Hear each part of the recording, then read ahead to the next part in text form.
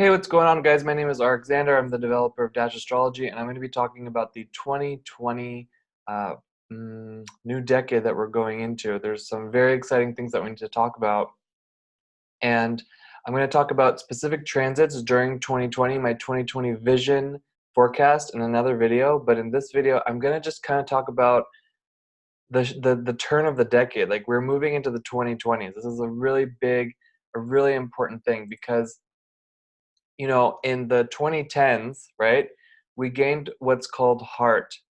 And turning into the 2020s, we're going to gain vision, the power of mind, where we're going to be tapping into what's called multi-dimensional thinking.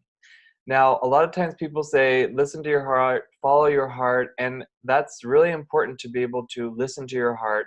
But following your heart without thinking things through, without using the vision, without having multi-dimensional thinking can sometimes get you in a really sticky situation, because matters of the heart are sometimes not they don't have the most clarity. Okay, so during different decades, we have different tarot archetypal rulers, and this is always determined by the sum of the decade that we are in. So, for example, in 2010, we have been ruled by the third tarot archetype, because I use tarot in the Dash system. This is what we use. It's called the Empress, okay?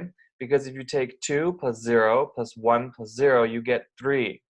So the 2020s are obviously going to be ruled by the fourth archetype called the Emperor, because 2 plus 0 plus 2 plus 0 equals 4. So that's all about this guy right here. So the 2020 decade of the three, okay, so in 2020 began a huge, gigantic shift in collective consciousness when our linear progression jumped into the power of love, where we received the rare chance to desire a beautiful new world. So that's what we've been doing for the past 10 years throughout the 2020s. So from in numerology, the 2010s are actually also the first pure Empress, the first pure 3 since the 1200s, right? And of this century, as the next will technically be in the 2100s. And if we even go a little bit more specific, if we really get more strict with the numerology, we see that actually the 1200s were actually a sun, because that's the sun tarot, and the 2100s will actually be a world, because that's the 21 is connected to the world archetype, and that'll be a world decade, which actually means there will no longer be a pure Empress decade until the new millennium in 3000. So that's how unique, that's how special every moment in time is.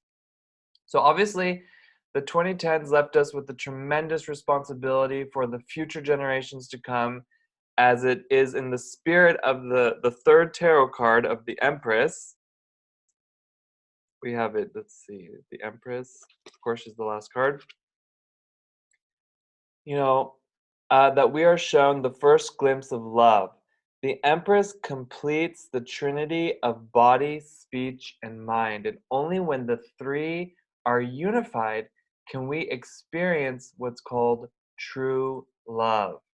So in case you don't know by now, and you've been confused by all the many spiritual systems and schools of attraction and manifestation, you only need to know one thing in order to attract something into your life.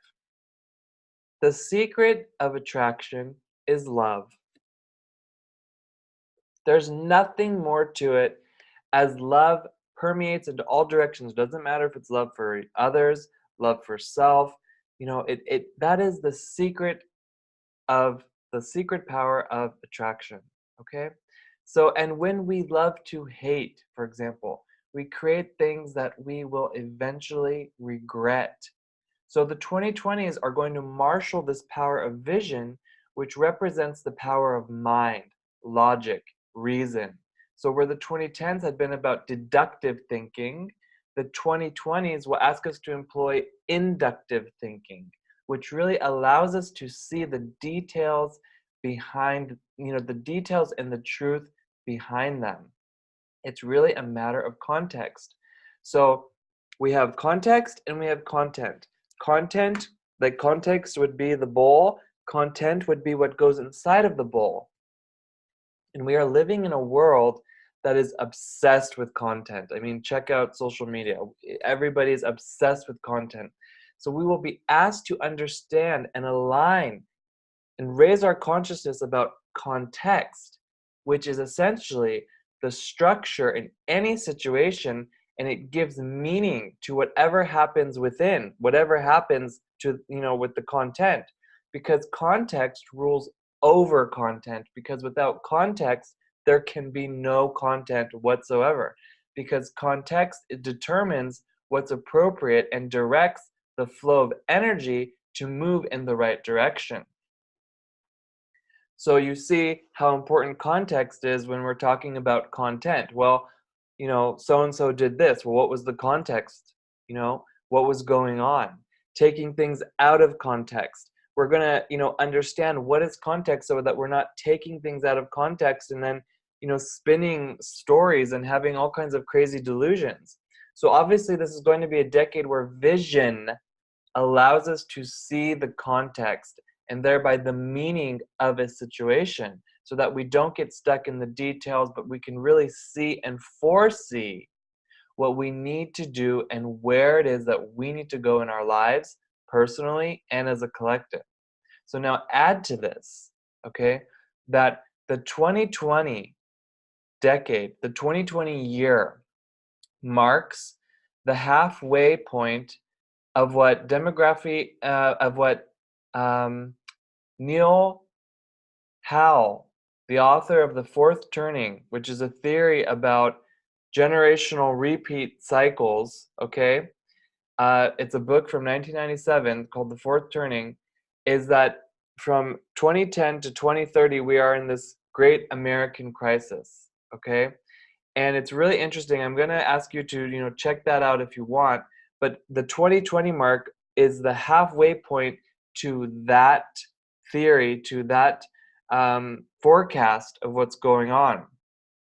Now, I think this is really interesting, and at the risk of upsetting anyone addicted to their phone screen, I'm from Los Angeles, and I spent some years abroad, and when I came back to Los Angeles, it was very obvious how flat the city had become, okay? And you could really see it when you were flying in, because I'm from Southern California, and I am used to it being lush and full of life and green, and it had become really gray and lifeless, as if it was really on that Blade Runner trajectory. I mean, if you haven't seen the original Blade Runner, or even the remake, the sequel, if you will, it's like, it's really looking scary, you guys. So I've traveled all around the world, really studying all kinds of various healing modalities, including archetypal brain health, and I began to think about why or how could LA look so flat? And then it hit me. It's all the screen time. It's all of the screen time. Because whenever we look at our screens, right, as many of my colleagues will tell you, we enter into the 2D, the 2D dimension, okay, the second dimension, the 2D world. It actually puts the brain into flat thinking, into flat understanding. The brain goes into 2D mode, and we experience everything as flat. So now imagine, whole cities, and I mean, it's spreading into different cities, obviously, but I mean, it's no wonder that it's like, especially Los Angeles, where everyone wants to become insta famous, it becomes flatter and flatter and flatter and flatter as we move more out of the 3D, okay? And this is really quite concerning, you guys, especially because the 2010s are supposed to bring us into the 5D. And I'm not saying you don't need the 2D. Of course, I love my technology. It's like, but what's concerning is that our purpose is to attain that fifth dimension, which basically means the mind is liberated, yet still within time and space. Okay, so in the world, but not of it. So what's happening is that when we are addicted to our screens, we're going into 2D flat mode. We're moving backward from 3D into 2D. We're not even really being present in the physical world, in the 3D world anymore.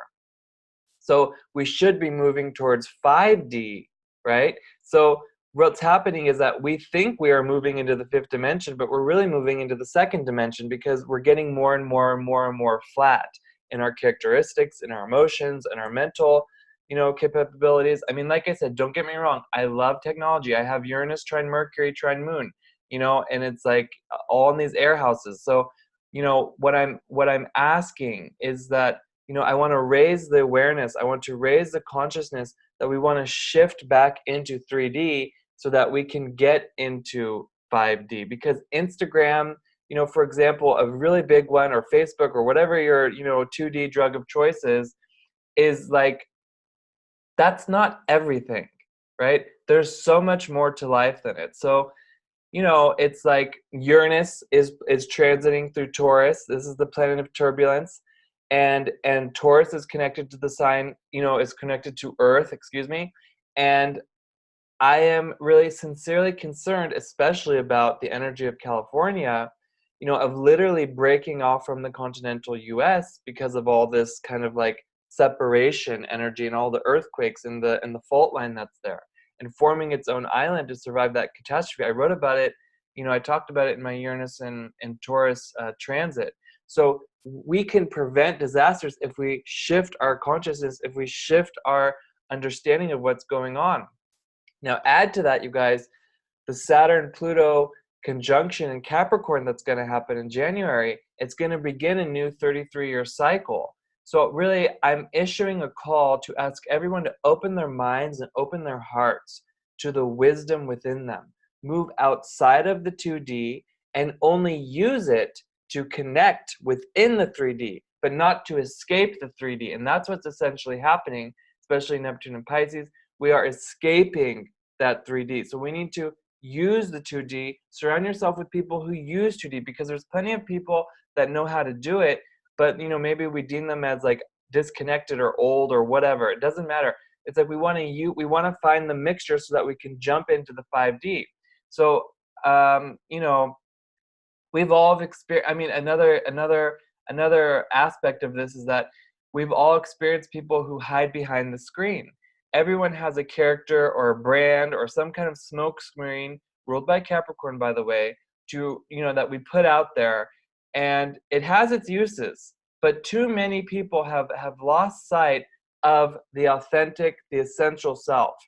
Again, Instagram is not everything, and that Saturn-Pluto conjunction in Capricorn is going to remind us of our authentic selves, and then begin a 20-year trend of moving us away from our addiction to the 2D and the 1D, and then towards better, that we're able to better use them to move from the 3D into the 5D, because the generations that are going to come, they're going to think we're so annoying with, staring into our screens all the time. They're going to want to connect more to the 3D and then really get into the 5D. So here's the really most important thing, is that in 2020s, right, we are going to be asked to filter our heart's desires through the head for the whole mind, or engage in what's called that multi-dimensional thinking.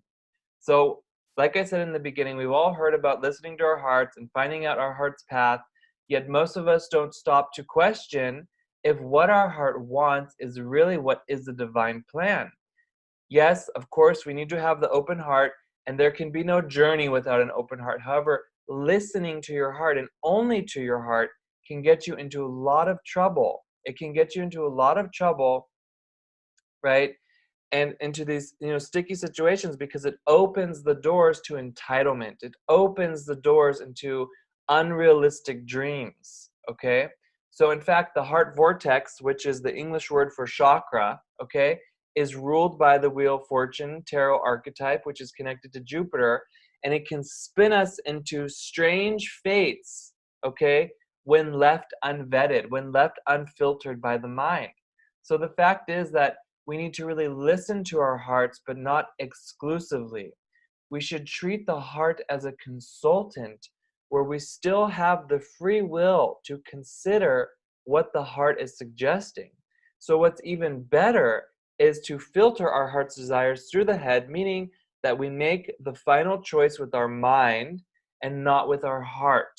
Now, of course, we also need an open mind, and this 2020 decade will constantly ask us to keep an open mind at all times. Otherwise, what's going to happen is that Uranus, the planet of turbulence and revolution, again, it's in Taurus, it's going to force a revolution. And what's going to happen is that we will be challenged and pushed collectively and personally to be open to new ideas at all times. So millennials are coming of age, assuming positions of power in our world.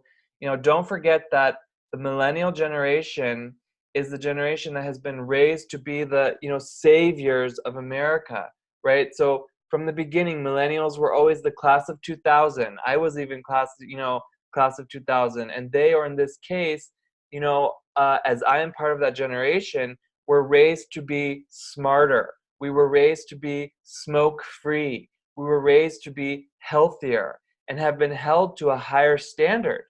Now, most millennials are born, interesting fact, with Neptune and Capricorn, okay, which is a very interesting planetary placement because Neptune is the planet of illusion, surrender, of dissolving things, dissolving the material as it's in, Capricorn, whereas Capricorn is also the sign of illusion.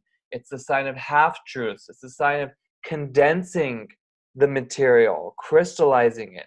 So older generations, which really invested and expected so much from the millennials, don't always understand the millennial approach to reality. And this is a big mistake because, the millennials are the first generation to grow up with technology as an expectation, as a norm.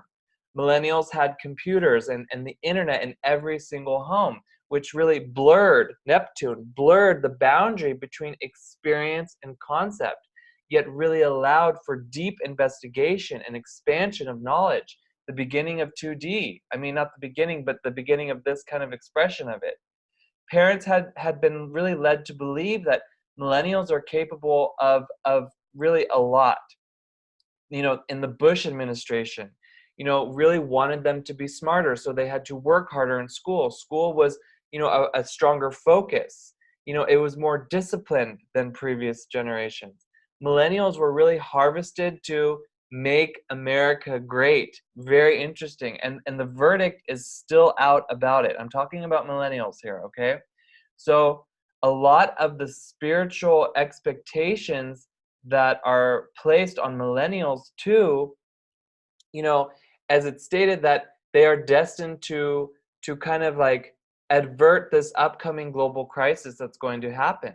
According to this theory of the fourth turning, it's very interesting. So whatever can be said against millennials, right?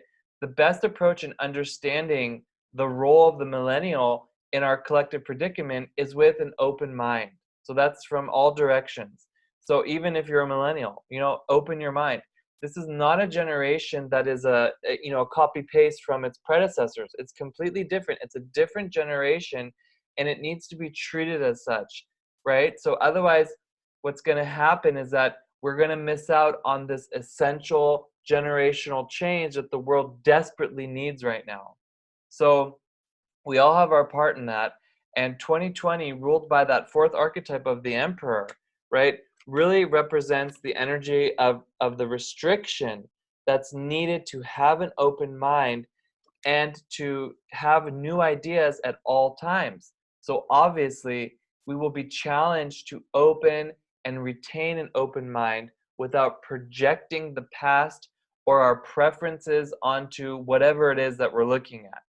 So otherwise, what would happen is that we will lose our perspective for the new and get stuck in the rules, get stuck in the regulations, get stuck in the old models. So that's what would happen. So we know that when outdated models are perpetuated over and over and over again into the next decade, into the next turning, society is going to crash because evolution cannot take place. So I'm asking you, open your mind with this 2020 vision, this decade that we're getting into. And whatever is going to happen, especially with Uranus It will, if we keep on with this old thinking, Uranus is going to be employed by the universe to bring revolution, which can be violent, turbulent, it could be a natural disaster, it will be unexpected, it will bring change. So as we lose our stability through a process of transformation and death, that's what Uranus will bring. It will force us to lose control. But if we can be proactive now, each and every one of us, it doesn't matter what age you are, it doesn't matter what you are, it doesn't matter. Opening your mind, really no longer doing these old things over and over and over and over and over again, doing the, your spiritual practice dash, atonements level 1, or I have a 2020 guided meditation that you can do, or I have tons of meditations all the time, or whatever your deal is. We can do it to avert any kind of forced change on a collective level. So, we don't need to go out and do anything, right? We don't need to be do-gooders, but we need to take care of our responsibility. We need to be accountable for our own actions, our own, awareness and consciousness, and really understanding things. And that may include going out and taking certain actions, but we will know once we're looking within. So that's just really kind of like a brief overview of what's going over in this 2020 decade. And if you have any questions, please leave them in the comments below. Feel free to contact me.